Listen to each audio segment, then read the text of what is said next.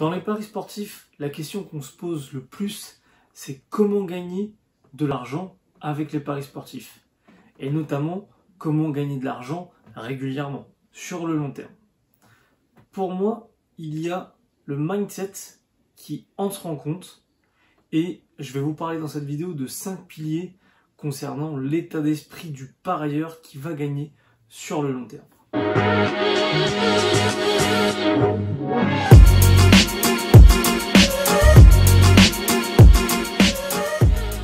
Avant de commencer cette vidéo, je voudrais te rappeler que j'ai un Telegram perso qui est gratuit et je te donne tous mes pronostics personnels tout simplement sur ce canal Telegram.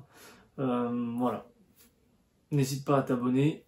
Encore un petit instant auto-promo. Avant de commencer cette vidéo, je voudrais juste te signaler que sur la dernière vidéo pronostic YouTube, on a fait un 6 sur 9 avec notamment 2-3 cotes à plus de 2 avec des cotes aux alentours de 2,50. Donc 6 sur 9, c'est plutôt pas mal.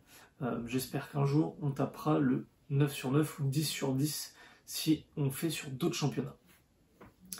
Maintenant, revenons à nos moutons et parlons état d'esprit du pronostiqueur qui gagne sur le long terme.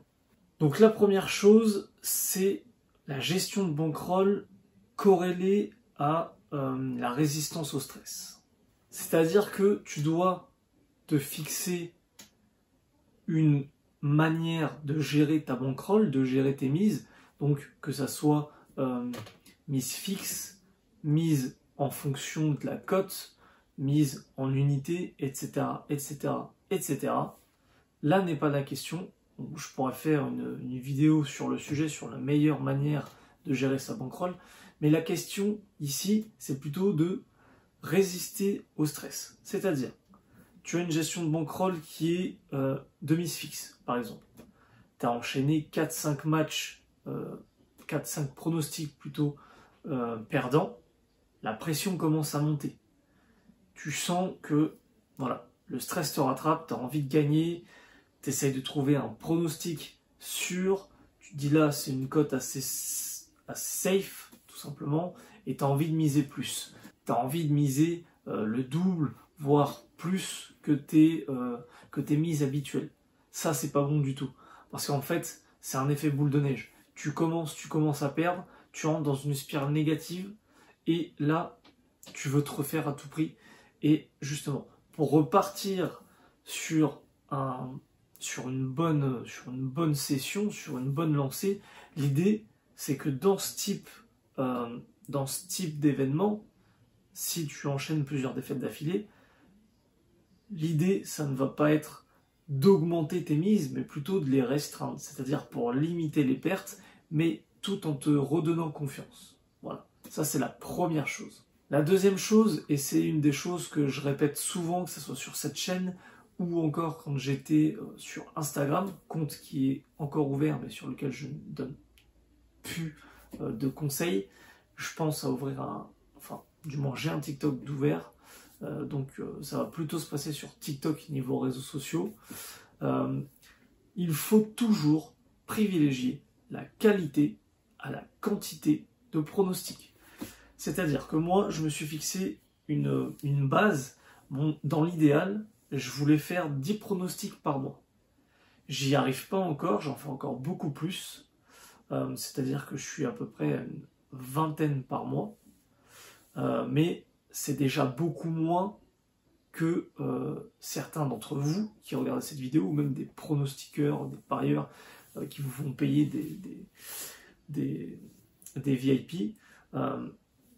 C'est-à-dire que pour moi, oui, d'accord, la quantité réduit le risque, etc., etc. Certes, je suis d'accord, mais quand tu commences à parier des grosses sommes, c'est plus rassurant d'analyser tout simplement moins de matchs et d'être plus serein par rapport au pronostic que tu donnes. Donc ça, c'est pareil, c'est un état d'esprit, c'est-à-dire que chacun a sa vision de la chose. Chacun a sa vision de la chose. Pour moi, le but, c'est pas de diversifier au maximum mes paris, mais c'est plutôt de trouver le type de pari sur lequel je suis bon, au fur et à mesure des mois, des années, voir ce qui marche pour moi, et à la fin, voilà, avoir un minimum de paris, mais envoyer des grosses sacoches dessus. Troisième point, et ça rejoint un peu ce que je disais juste avant, c'est-à-dire que justement il faut connaître ses points forts et ses points faibles. C'est-à-dire que si sur un certain type de pari que vous avez fait déjà, je sais pas, depuis le mois d'août, et que vous voyez que vous avez un taux de réussite dégueulasse, que ça passe pas pour vous, etc., bah voilà, faut se dire stop. À un moment, le but, c'est de jouer sur ses points forts et de minimiser les points faibles, tout simplement. Faut pas aller chercher plus loin que ça. Donc, c'est pareil, s'il y a des championnats sur lesquels vous êtes mauvais, arrêtez. Ça, c'est tout le temps, voilà, c'est de la remise en question, c'est de l'analyse, et ça passe par de la rigueur, tout simplement. La quatrième chose, et ça me tient à cœur aussi de vous parler de ça, c'est de voir les paris sportifs comme un investissement et pas comme un plaisir. Ou du moins, la personne qui veut gagner de l'argent, qui veut faire un petit revenu avec les paris sportifs, elle ne doit pas voir les paris sportifs comme un petit plaisir par-ci par-là. Non, non, c'est un réel investissement. C'est un réel investissement, que ça soit en temps, mais en argent. Donc c'est-à-dire que tu passes du temps à faire tes analyses, ou tu passes du temps à regarder des vidéos de tipsters qui vont te donner des conseils, etc. Et puis bah, forcément tu paries ton argent. Donc l'idée, c'est pas du tout un plaisir. Enfin, c'est un plaisir certes, mais en premier c'est un investissement. C'est ça qu'il faut se dire. Et pourquoi j'insiste sur cette notion, c'est parce qu'on veut un retour sur investissement. Donc voilà, moi ma vision elle est comme ça, après chacun sa vision. Il y a des gens qui veulent parier juste pour le plaisir, c'est leur droit. C'est leur droit. Mais pour ceux qui veulent vraiment faire quelque chose, l'idée c'est de voir ça comme un véritable investissement. Donc là, le dernier point, le cinquième point, ça rejoint le dernier point, enfin du moins l'avant-dernier, le quatrième que je vous ai cité, c'est-à-dire que quand tu joues au pari sportif, tu dois être prêt à tout perdre. Tout l'argent que tu passes dans les paris sportifs, ça doit être de l'argent que tu es prêt à perdre et à ne jamais revoir. Pourquoi ? Parce que c'est comme ça qu'on voit l'investissement. Tu dois investir l'argent que tu es capable d'investir, sans que ça modifie ton train de vie, etc. etc. Donc ça c'est important, pourquoi ? Parce que y en a plein qui tombent dans l'addiction des paris sportifs et qui s'endettent. Donc là c'est vraiment pas le but. Donc chaque début d'année, vous vous fixez un montant sur l'année, peu importe, la question n'est pas de savoir combien, la question c'est de se dire, j'ai un budget, je ne dois pas le dépasser. Dès que j'ai tout perdu, c'est fini pour moi cette année, et je reprends l'année prochaine, et basta. Et donc là aussi encore, on est dans une mécanique de résister au stress, et surtout à la tentation et à l'addiction. Voilà, je voulais finir sur ce dernier point, justement pour parler un peu de cette notion d'addiction. C'est toujours intéressant, du moins c'est toujours important d'apporter et de faire de la prévention auprès des personnes qui regardent ce type de vidéos sur les paris sportifs. Donc voilà, c'était mes 5 conseils pour réussir dans les paris sportifs au niveau mindset.